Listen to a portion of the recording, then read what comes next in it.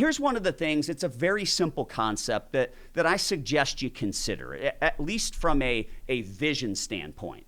What you can do is you can kind of silo your dollars into different buckets using a bucket system. So you have one bucket that essentially is your cash for your lifestyle, maybe over the course of the next 12 months or so.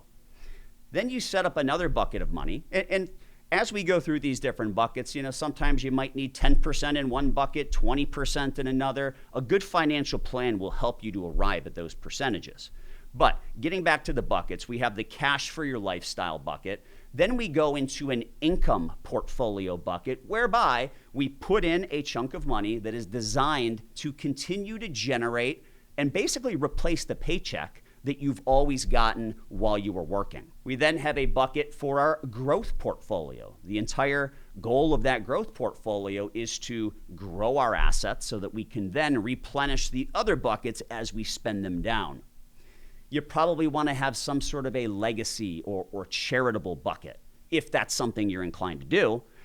And I always recommend having a speculative bucket in place and limiting yourself as to how much you're willing to put in that speculative bucket.